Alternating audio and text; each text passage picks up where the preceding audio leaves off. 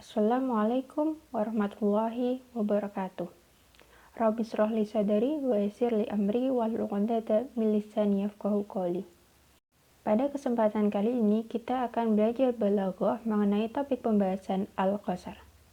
Outline yang akan kita bahas yaitu yang pertama pengertian al-qasar dan yang kedua adalah pembagian al-qasar. Pengertian al-qasar. Al-qasar takhsisu amrin bi akhara bitariqin makhsus, yaitu mengkhususkan suatu perkara dengan perkara lain dengan tata cara yang khusus.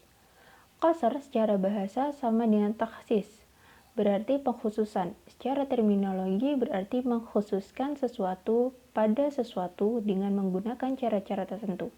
Dalam qasar mengandung dua bagian pokok, yaitu maqsur, sesuatu yang dikhususkan, dan maqsur alaih, yang menerima pengkhususan. Selanjutnya adalah turuqul qasar atau cara membentuk qasar atau sarana yang membuat kalimat tersebut menjadi kalimat yang mengandung qasar. Turuqul qasar dibagi menjadi tiga, yaitu at-taqdim, yaitu penempatan di awal kalimat. Yang kedua yaitu dhamirul fasl, yaitu menggunakan dhamir munfasil. Kemudian yang terakhir adalah adawatul qasar, yaitu menggunakan adat-adat qasar. Selanjutnya akan kita bahas satu persatu. Al-qasiru bitaqdim. Nah, di sini contohnya adalah na'buduka, kami menyembahmu. Kemudian ketika dirubah menjadi kalimat qasar menjadi iyyaka na'budu, hanya engkaulah yang kami sembah. Kemudian contoh kedua yaitu wal masiru ilaih, yang berarti dan tempat kembali kepadanya. Kemudian ketika diubah menjadi kalimat qasar menjadi wa ilaihil masir, dan kepadanya lah tempat kembali. Dari kedua contoh yang telah disebutkan sebelumnya, membuat kalimat al-qasar dapat menggunakan kaidah mendahulukan maf'ul bih dari fa'ilnya. Terdapat catatan bahwa dalam penerjemahannya dapat digunakan partikel lah atau kata penegas hanya. Nah, dapat dilihat dari contoh yang pertama, hanya engkaulah yang kami sembah. Dan contoh yang kedua, dan hanya kepadanya lah tempat kembali. Al-qasiru bi dhamiril fasl. Dapat kita lihat contoh di sini, Zaidun huwa al-qa'imun. Zaidun sebagai mubtada, huwa sebagai dhamir, dan al-qa'imun sebagai khabar, yang berarti Zaid dialah yang berdiri. Kalimat tadi adalah kalimat qasar. Apabila kalimat tidak dikosarkan, maka Zaidun al-qa'imun, yang berarti Zaid yang berdiri.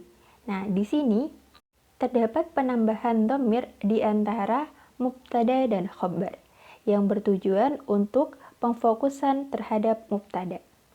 Kita lihat di contoh yang kedua. Ulaika humul muflihun, yang berarti merekalah orang-orang yang beruntung. Di sini juga terdapat penambahan dhamir hum di antara ulaika dan al-muflihun. Terdapat catatan, dhamir munfasil digunakan untuk pemfokusan makna kepada mubtada. Al-qasiru bil adawats. Nah, di sini ada tiga adawatul qasar, yaitu yang pertama menggunakan innama, yang kedua menggunakan nafi wal istisna, dan yang ketiga menggunakan ataf. Kita akan bahas satu persatu. Yang pertama menggunakan innama. Dapat dilihat contohnya, innamallahu illa huwa khid, yang berarti sesungguhnya hanya Tuhanlah yang Maha Esa. Nah, dapat diketahui jika menggunakan innama, maka pemfokusan atau maqsur alaih berada di akhir kalimat. Dapat dilihat pada contoh, berarti yang menjadi fokus yaitu illa huwa khid. Yang kedua, an-nafi wal istisna. Nafi la, ma, inna, dan lain sebagainya. Istisna illa. Dapat dilihat contohnya, la yukallifullahu nafsan illa wus'aha, yang berarti Allah tidak akan membebani seorang pun kecuali dengan kesanggupannya. Dapat diketahui bahwa jika menggunakan an-nafi wal istisna, maka fokus berada di setelah kata illa. Dari contoh yang telah disebutkan sebelumnya, yang menjadi pemfokusan setelah kata illa adalah wus'aha.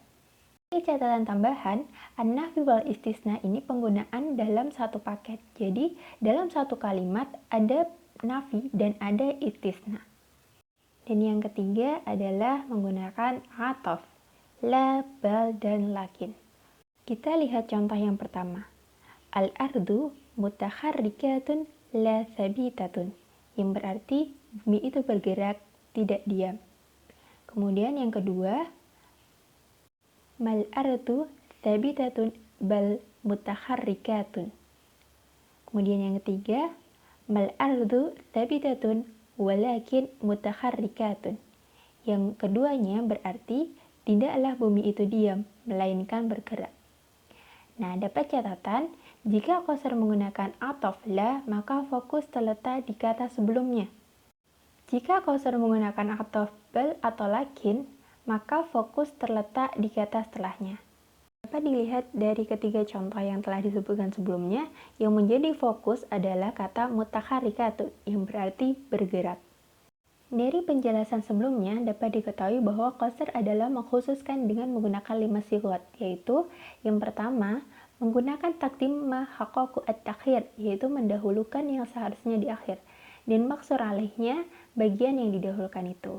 Kemudian yang kedua, menggunakan dhamir munfasil untuk pemfokusan mubtada.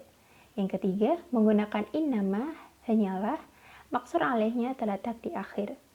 Yang keempat, menggunakan nafi pengingkaran dan istisna pengecualian, di mana maksur alaihnya terletak setelah istisna. Dan yang terakhir, menggunakan atof dengan la yang berarti bukan, maka maksur alaihnya adalah kata pembanding yang ada sebelum la. Sedangkan atof dengan bal atau lakin yang berarti tetapi, yang menjadi maksur alaihnya adalah kata yang ada sesudahnya. Selanjutnya adalah pembagian qasar. Qasar dibagi menjadi dua, yaitu qasar hakiki dan qasar idafi. Qasar hakiki adalah dikhususkannya maksur pada maksur alaih berdasarkan hakikat dan kenyataan. Artinya, maksur sama sekali tidak bisa lepas atau lewat dari maksur alaih kepada lainnya sama sekali. Seperti la katibun fil madinah illa Ali, yang berarti tidak ada penulis kecuali Ali. Yang kedua, qasar idafi. Qasar idafi adalah kekhususan itu dihubungkan dengan kenyataan tertentu. Contoh, wa ma Muhammad illa rasul. Tidaklah Muhammad itu kecuali seorang rasul. Sekian pembahasan materi kali ini. Apabila terdapat kekurangan dan kesalahan, mohon maaf dan mohon perbaikannya. Terima kasih. Wassalamualaikum warahmatullahi wabarakatuh.